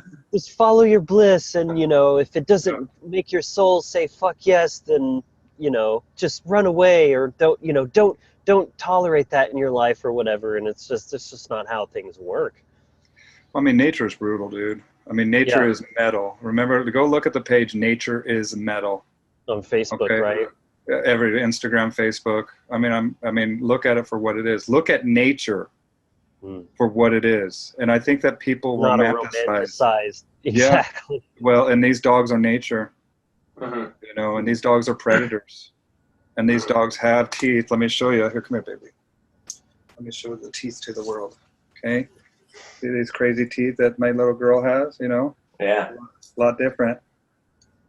Yep. So just like looking at what is, right? We can start to discern and to extrapolate and start to figure out, oh, okay, this dog's teeth are, they can cause some serious damage. Designed to rip flesh. That's right, and I am covered in flesh. I am. I am flesh, you know. And so, and you know, arming ourselves with the knowledge of what is, you know, these guys are predators. Predator mind is very opportunistic. Is huge. Eyesight is huge. So staring at a dog is kind of like a challenge for a dog. Like kind of, if I'll show. Like little seminars where I'm teaching dog trainers, and I'll put up little pictures of other dogs, and I'll ask them, is this dog a dog fight, or is this playing? Is this dog fight or playing? Dog fight or playing? And I'll tell you guys the secret here is all you need to do is look at those eyes. Don't matter. Those dogs can be like, oh, you know, really all mangled up, and their teeth are all gnarled and everything. But if their eyes are looking like this guy's looking this way and this guy's looking that way, they're playing. If their eyes are locked in and they're doing this, they're fighting, and then, you know, that's not a good thing. And that's it, you know. And so, and distance, approach, all that stuff is how the predator thinks, and we forget about that because a lot of us aren't really predators, right? To some extent. I mean, you know, we are, if we really tap down to, you know, that animalistic mind, if we're in survival mode, absolutely. I think that some of us would be a little bit uncomfortable with how much of a predator we can be. Well, that's why I always really enjoyed at least the first two Saw movies. If you guys ever saw those movies. I haven't seen them. Basically, just in a nutshell, there's this guy Jigsaw. He's the antagonist, and he abducts people, usually groups of people, and he'll put them in this room or some kind of closed setting, almost like a kind of a fucked up experiment that he does, where he puts them in this situation that's horrible, but it's basically putting their life, or it's an us or them situation, where it's say like there's some contraption that's got a timer and it's going to blow your head off in 5 minutes if you don't dig the key to your contraption out of the chest of your friend and kill them in the something like really demented. Yeah, it's really demented, but the whole philosophical premise I thought was really kind of deep, to look at, is he's testing the fabric of our moral, fortitude, and where it breaks down based on a survival situation. You know what I mean? At what point will you do horrific things to survive, basically? Yeah. I think that people will find out that point is a lot lower than what people would expect. And that's where, that's where we see holocausts. That's where we see genocide. That's where we see mass killing of people that, and they're not a group of people that's flown into this area to do it. It's the neighbors, it's everybody that's there, it's ordinary people. And I recommend reading Ordinary Men. Can't remember who wrote that, but it talks about the 101st Polish Brigade that became an execution squad. Every day they just execute these people. And then the book that I have that I was showing you, let me grab it really quick so I can get it. So I'll be right back. Okay.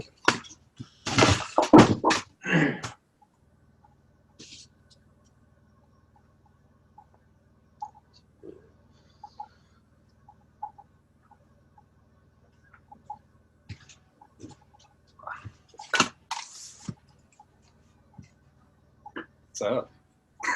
Hi, Bill. Hey. So this one's called Becoming Evil. James Waller.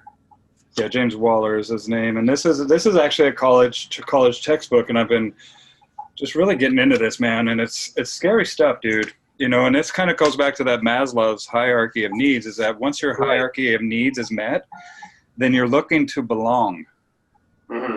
And this is what happens when you're looking to belong. Collectivism, right? Tribalism, that sort of thing. Okay, and that's where the importance of critical thought and knowing that you know thyself, and knowing as an individual, and knowing the power of knowing no. And just seeing that some people definitely are not capable of this stuff, but they don't stop and they don't try to tell other people. They just get out of there. And I think it's just interesting, man. I remember being a kid and at a Holocaust, and regardless of that's a whole different subject, the Holocaust and the numbers that we were taught versus what is, and I know I don't really want to get into that now, but I did see some pretty brutal shit when I would go and see these Holocaust exhibits, and then you go and see the Schindler's Lists and the, what is that, Midnight or there was the Nazi movie where they went and toured these death camps and stuff, and you just see the depth of depravity that humanity is capable of. But I think we need to look at that. Oh my goodness! Who you got there, dude? Your headphones are shut off. There you go. Yeah, this is Blaine. What's up, Blaine? Look at that hair. Say hi to Dad. Are you waving? Yeah. Look at my beard, dude. He likes beards, man. He pulls on mine, it hurts so bad. He'll pull it. It'll get to my size. You just keep pulling on it, man. Just have to pull out more, But yeah, I think that, like what Carl Jung says, that shadow work, and with Jordan Peterson, regardless of how you feel about that dude, he has some pearls of wisdom, and everybody has these pearls of wisdom that we can really learn from.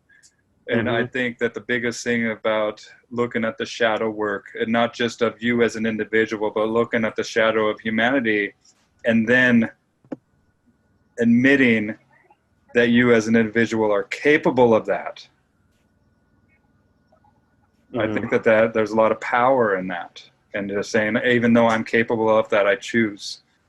Yeah, I think people like to they want to sort of firewall and segregate, normal people from evil people, but that line is very blurry, and just the conditions, and like you were saying, are a lot less extreme than people would like to think that they are. And that's why it's so important for every person, I think, to at least have some understanding of psychology, morality, natural law. These things are so fundamental because their ignorance of these factors are why these tragedies and horrific things continue to happen throughout history. Absolutely. Well, and looking at the Stanford prison experiments and the effect that uniforms have on people's behavior, especially when they're meant to play a role. And that's it, man. I love what Mark Passio says about what the hell do you think we need to judge people on other than their behavior? Mm-hmm. Their behavior is what they're doing. That's it. And I don't like to judge people as individuals, but I damn well will judge their behavior. Mm-hmm. Right. But I don't think it's my job to judge you on that individual level. I mean, I'll stay the hell away from you. I'll even destroy you if my life was in danger and I was practicing the masculine principle of self-defense. No problem. Well, and that's why, like we've talked a lot about, the different roles and values of the left brain versus the right brain. And, again, with the New Age mindset, it's really all about the right brain. But one thing that the left brain is really good at is pattern recognition. So Yes. That's one of those things is where, like, you don't have to totally condemn a person or that person's a piece of shit, but at the same time, you can look at their behavior and say, okay, there's a pattern here, and I would be really foolish to just ignore that and to continue to trust them and not have a boundary there. Yeah, or I might be putting myself in a situation where I am going to be a victim, and sometimes that might be subconscious. Right, and maybe that's what they, a wounded person will do subconsciously, yeah. Absolutely, and that's because then they can go, "Woe is me." Yeah, poor me, But I don't know why I keep finding myself in this situation. It's because it's kind of like on autopilot. It's happening to me, Yeah. To me. Yeah, and I mean, it's a realization, and sometimes that realization happens pretty quickly, and sometimes that realization happens over years. And that's where each one of us and that's where we come into this world. I believe just like we were talking about, we consented to be here. We charted some lessons, and just like an old high school that burns down, I think that this world is kind of like that. Like, this is a school that once we leave here, we're kind of be like, yeah, whatever. It's something that I got my purpose out of it. I learned my lessons. I did my courses. But man, I don't even think I've even walked the grounds of my old high school. Or if my high school burnt down, I really, really wouldn't care. I'd be like, oh, that'd be, But that's just it. It's like the value of the why and what we are doing here. Absolutely. Jinx. Sorry. So something else I wanted to ask you, Bill, is there's an allegory that I think about a lot when it comes to the nature of trauma and the way it's used to really control people on an aggregate through sort of massive MK Ultra on a mass scale, basically. And I'm sure that you've probably worked a lot with abused dogs, and you can see how I've heard other dog trainers as well say there's no such thing as a bad dog, only bad owners. In that they've they're just a product of how they've been treated, and that for the most part they're rehabilitatable, if that's a word. Yeah. Like, would you like to weigh in on that? Yeah, absolutely. I mean, it's basically, you're right. The dogs, and I tell people the dogs aren't being bad. The dog's just being a dog. It just doesn't correlate with the human life. And it doesn't correlate. Like if we were dogs and I haven't seen you in a long time, I would run up to you and I would put both of my paws and just shove them right in your face. And that's like me telling you I love you, dude. That's like, dude, boom, and then I might do it a couple more times, boom, and I might growl at you and just like run and then just take off running and look back, see if you're chasing me. And if you're not, I might come up and nip you in the butt and then take off running again and be like, dude, come on, run, chase me, dude, or whatever. Or, and that's it. It's like, that's what I have to remind people. It's like, this dog isn't being bad. This dog is just being a dog. Okay. The dog's an individual. And sometimes there's not good fits, man. Sometimes people have a dog that doesn't fit with them, and we need to find a new home for them, you know, and sometimes that dog is you know, a liability in that person's home because the dog is a powerful breed or a powerful individual, and they don't take crap, or they don't like kids, and you know, that juvenile energy sometimes is a scattered energy, and a dog wants it to be, you know, that scatteredness can lead to anxiety as far as a dog's concerned because it's not organized, and sometimes that can send doubts, fears, anxieties in the dog because it can alert other dogs of their presence, other packs of their presence, you know, and so that dog wants to correct that kid, right? And so, and that's just the dog being a dog. And, you know, 80% of all dog attacks happen to kids 10 and under. Right. 70% of those attacks happen in the neck and face area. Right. And the 3 biggest instances that those attacks happen are when the dog's eating, mouthing an object, or sleeping. Right? And so we get an aggregate view, an observation of what this is, and then we start to be hyper vigilant during those times and just be like, no, kid, don't mess with that dog when they're eating. Don't mess with that dog when he's got a bone. And remember, there was a saying that's let sleeping dogs lie. Yeah. Let sleeping dogs lie, which means just let them frickin' be. Don't mess with that dang dog. I remember when I got bit at my grandpa's house, I ran in because I got bit. It wasn't bad. But I ran in and they were like, what the hell were you doing to that dog? Yeah. Leave that dog alone.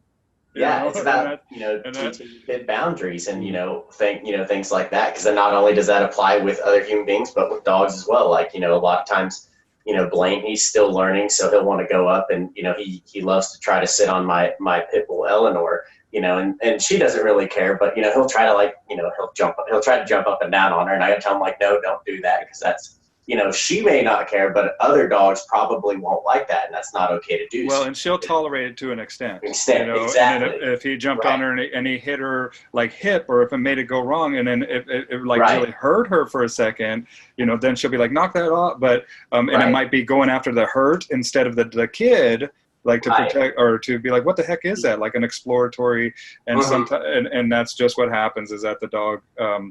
And yeah, and that's it. We just have to be advocates for our dog and just tell the kids that's not how we teach it. But it's excellent. The dog is also a great opportunity to teach kids how to be leaders and how to be calm. Yeah, that's a great point. And conflict management, you know, and all this stuff. Too.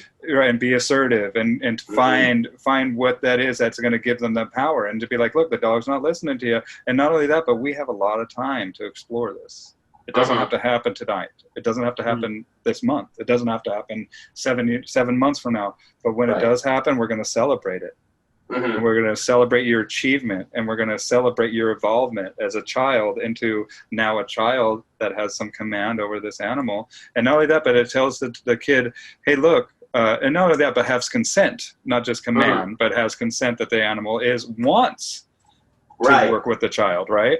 And so it's not just about obedience, but it's about respect on both sides.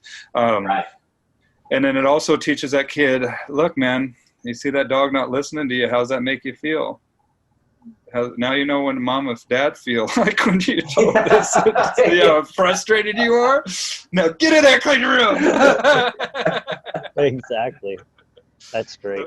I mean, there are great opportunities to teach lessons. There are great opportunities, you know, to you know, show structure and show you know, that we are being mindful of this dog, and that even though we love you, kid, we love this dog too, and we're going to do what's best for both of you.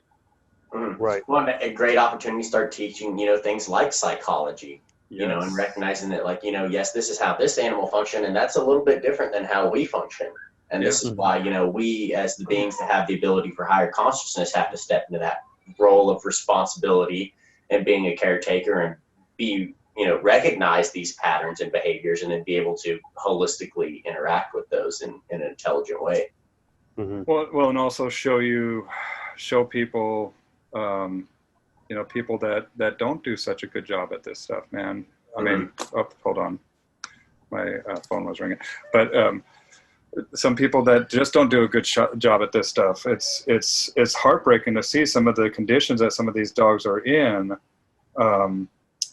But as an individual too, it can't help all of them. That's what the rub is, you know. And so I have to educate as many people as possible in a way that it changes relationships forever, and changes family trees forever, that is going to benefit the human and the dog, and mostly benefit and fulfill the animal. And that's my job, and what I've traded my life for as Bow Wow Bill, to, you know, and I tell people I'm kind of like an attorney for the dog. I represent the animal's interests, you know, and regardless of what they say, I still keep that always at the forefront.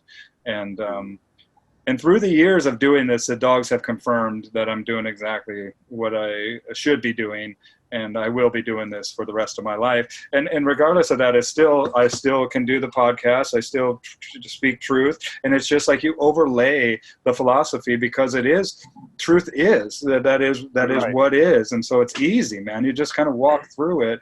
And then with my kids too, I ask them about the dog's teeth, and I'm like, what's different about these teeth, and what's different about, you know, this dog's body, and how they, you know, and look at the biology of that dog, and talk about, you know, just the predatory nature of them, and herbivores, predators, carnivore, all that stuff is what's on this earth, and great opportunities to start that conversation.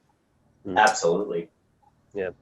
So can you expand a little bit more on sort of like the mindset required to dealing with you know, a dog that has been abused? They're very fearful. They're very like quick to sort of retaliate, even, you know, inappropriately, and that sort of thing. And again, kind of looking at this parallel of humans that have been traumatized as well. Yeah, absolutely.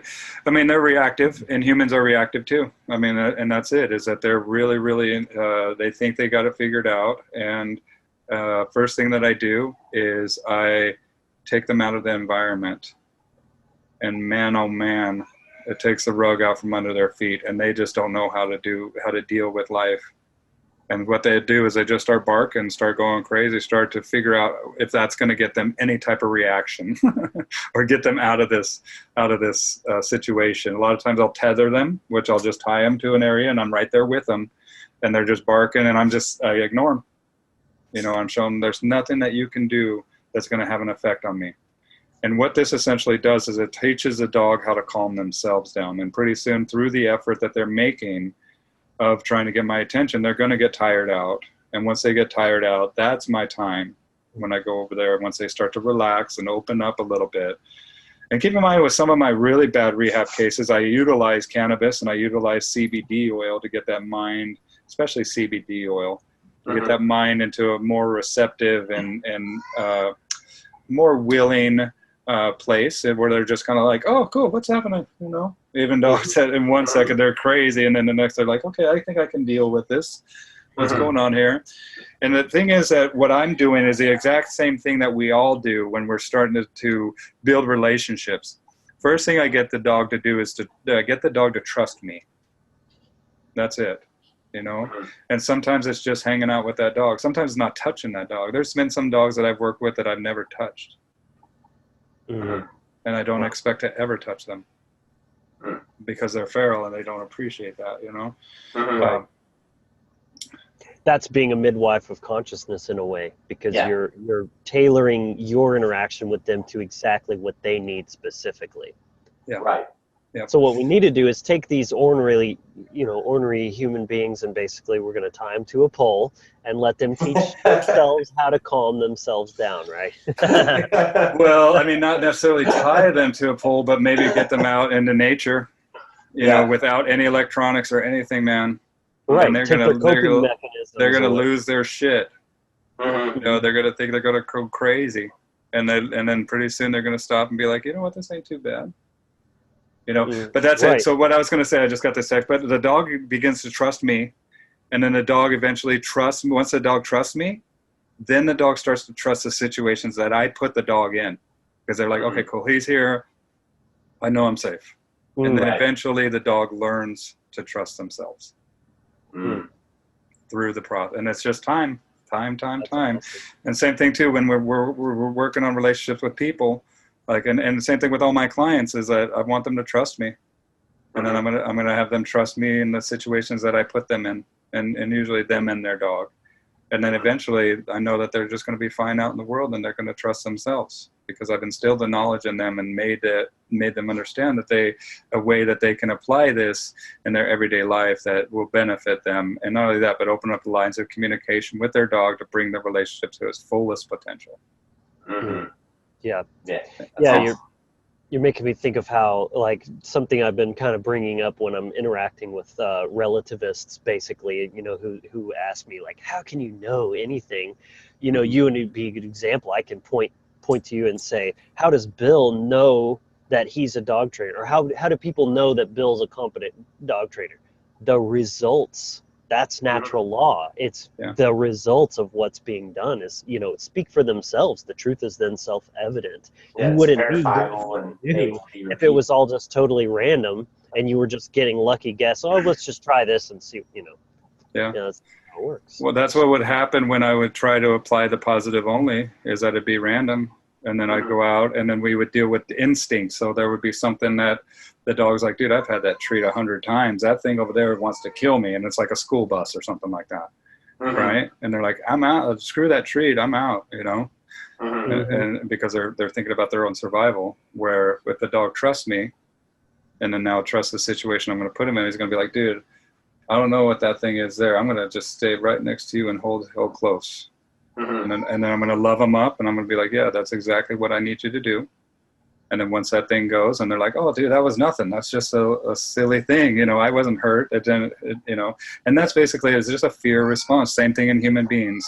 Yep. Is a fearful response. Fear is the mind killer. Get out of fear and get into, contemplation and well, not just heart, but, we also need to get into our brain because we can't think with our emotions, right? And we can't logically, do this stuff with just the emotions. A lot of times that's what I see is people trying to think with the emotions because it doesn't feel good. And I'm like, it's not going to feel good. Do it anyway. And that's that brain is like, okay, cool. I trust him. And then we get to the other side of it and they're like, oh my gosh, I'm so glad I trusted you. Yeah. And I'm like, so is your dog, because now, and people need to realize that, when the dog's going around and being crazy and stuff like that, that's stress. Right. And one of the most debilitating and destructive substances is the adrenaline and the stress that we find, coursing through our body, and same thing with our dogs. If we want to know the importance of that, then we have to apply that as well to our animals. Yeah, well, and when you bring in epigenetics into this, and the effect, when we understand this stress's effect on the body and the mind, for the epigenetic perspective, not, say, if we're using these, or allowing certain behaviors in dogs, or, creating situations where they're constantly stressed, not only can that affect that dog then, but then, starts, maybe we could start seeing some of these things even play out in certain breeds or things like this, potentially. Yeah, absolutely. I mean, I see a big difference from dogs that have been adopted from, third world countries where the dog has been lived in lack of and a very stressful environment. And they're a lot harder to bring around than a dog that has been, raised in a lap of luxury because of the epigenetic aspect of it, in utero, when that dog is in a stressful environment, all the nutrients are saved for the extremities and making like a warrior dog, fight or flight, And then in the lap of luxury, the nutrients are saved for the viscera and the brain. And so we have a dog with higher IQ, might be a little bit shorter stature, but it's a little bit smarter, and they can deal a lot better with some of the training and stuff, And that's like Squish, like the dog, the puppy that we had, Logan here, that, that's just so cool, is because that dog was raised ever since it was in gestation, has been raised in a lap of luxury, been spoken to. And then when it was born, it was handled by people and, loved on. And now it comes to me and I'm loving on it. And then it goes back home there, and it's a totally different dog, dude. Like it's a joy, man. Like even this 11-week-old puppy, and you're just like, man, this is so cool. And it's just a puppy. And And I think we're just scratching on the surface of this. And you know, Bruce Lipton, Biology of Belief, and also Wisdom of Our Cells is a speech or a talk that he does on Audible. And I highly recommend finding out about epigenetics, above genetics, the influence that the environment has. And I see it and experience it and observe it. And reading his book gave me a lot of ahas, like, this is why this is happening. Okay, cool. I experience it, and this is the outcome. And a lot of times it's just the learning curve is a little bit longer, or the expectations are a little diminished with a dog that has come from a stressful place. And, you know, so. Definitely good thoughts on that. Logan, do you have any kind of last minute things that you're wanting to hit on here? I think we were wanting to ask Bill about his thoughts on sort of breed discrimination and how that can correlate to sort of human racism and like the interplay of there's like fundamental aspects that are the same throughout dogs, but there are definitely differences in the breeds and the psychologies and the tendencies and that sort of thing. Yeah. Well, I think that people, you know, just like I was saying about, they need to take into the whole picture aspect of this dog's job, right? You know, as I was saying about terrier, you know, terrier comes from the Latin to go into the earth. And so a dog, like when the vermin's goes into the ground, lab or schnauzer or something, maybe not schnauzer, but other dogs that might not be that intense, they're just kind of hanging out by the hole. And might give up pretty quick. Where those terriers, man, that's when they're just getting started, and they just go, just go crazy, dude. And that's it. It's just like figuring out the dog that is right for you and your family. And just like I was saying earlier, sometimes we have a misconnection that's just not going to work out. Like I remember, for example, I had a lady that she was 78 years old. She couldn't even walk her Rottweiler that was pinned her up against the wall, you know. And then I'm just like, okay, dude, he needs to find a new home. And then she was like, really? I was like, yeah, is that okay? And she's like, oh, thank God. You know, and I'm like, they just needed that permission. I was like, yeah, I'm gonna find the new home guy today. But because you just see it, you know, you're like, okay, this is not really obtainable. This is not really a good fit. You know, breed-specific legislation, all that stuff, I'm absolutely against because it involves government, involves that parasitic middleman that really has no authority, this man-made authority. It uses coercion and fear and the barrel of a gun to enforce.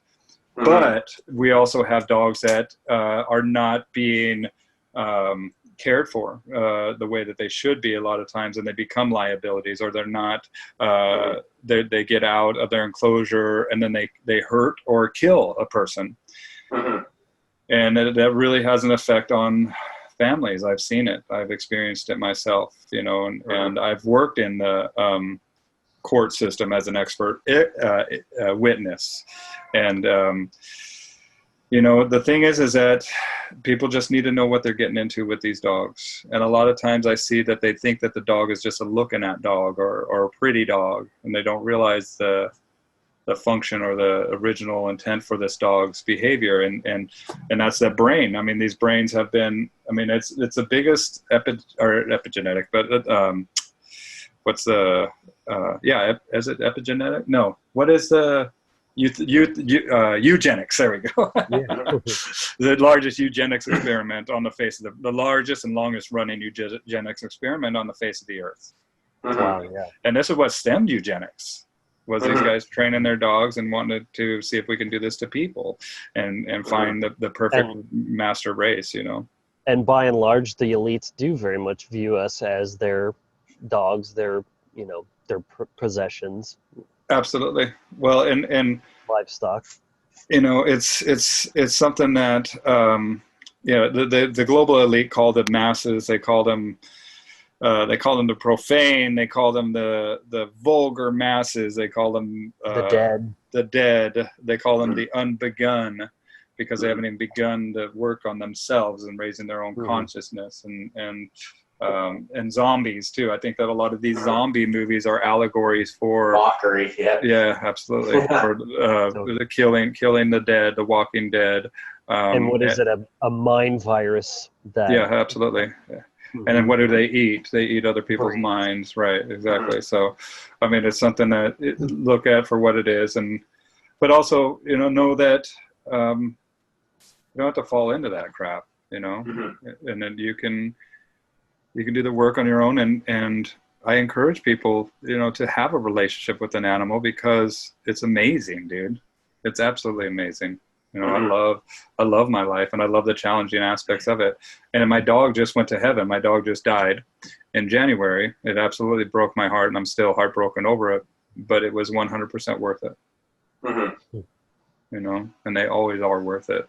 Yeah. And, you know, they can teach us so much about us as individuals. Right. And how to stay in the moment, how to stay calm, how to observe. Even the death itself, it's important to come to a relation, you know, that death is an inherent part of life, and that's, you know, that's something. I tell people, well, we were talking, remember what I asked you last night? I'm like, what's the number one cause of death, Logan? Being born. Being born. That's right. Being born. It's something that we're all going to experience. And who knows how many times we've already experienced it. Right. And so, you know, and I tell people, being alive. Well, yeah. Well, and it's like being, you know, love it. Love it. Love even the end, dude. Like that's something, like, don't just accept it, but love it, because otherwise it's a part of your brain picking out points that you love instead of looking at as a whole. As what it is. Yes. And being like, this is it. This is what it is. I love it. You know, and I rejoice in the life that I shared with my boy, my cedar dog, you know, and I'm very thankful. It's beautiful, man. And yeah, it's a nice note to end on, I think, you know, the death of this episode coming to so Bill Church, man, what absolute pleasure. And we're very happy to add you to our list of, you know, of guests now. Awesome. Very, very deep, thought-provoking conversation, I thought. And is there any afterthoughts you'd like to end with, or any, you know, websites or anything you'd like to plug for yourself and what you're working on, what you got planned? Oh, no, just the Wizard Factory is awesome. Thank you guys very much for having me on. I wish you all the best in what you guys do. Hold on one second. Let me shut this door. Oh, wait, maybe she hung up. I think she knows that I'm on the, but, you know, I definitely want to just encourage people to check out Mark Passio's work on whatonearthishappening.com. Check out the Free Your Mind podcast that I've done as well. And hold on one second. Let me shut this door. And, you know, just keep doing what you're doing, you guys. And I commend you for doing this. And even Logan, who's sitting in the back of his semi truck, is doing this. Okay. And so there's really no excuse. You know, excuses are like assholes. Everyone has them, and they all stink. There's no excuse about not doing, making content, doing the great work.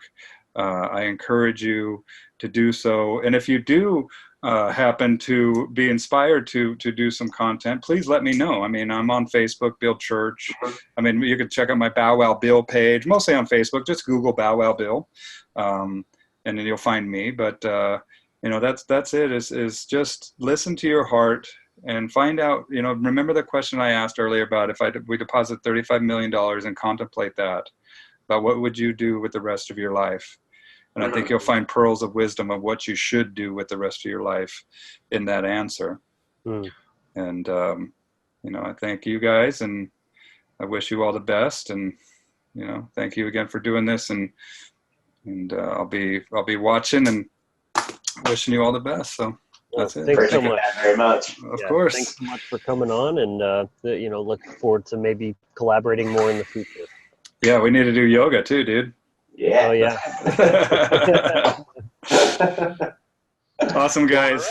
Yeah, that's going to wrap us up this evening. You know, check the comments, you know, leave a comment, like the video, help us grow. You know, don't forget to subscribe, and, you know, check out the initiation package. If you haven't yet, it's a free video series with some very useful, you know, practical spiritual knowledge in there. And then, you know, of course, stay tuned for new episodes every Friday night. And until then, be empowered, be inspired, and be encouraged. Thanks, guys. Bye, everybody.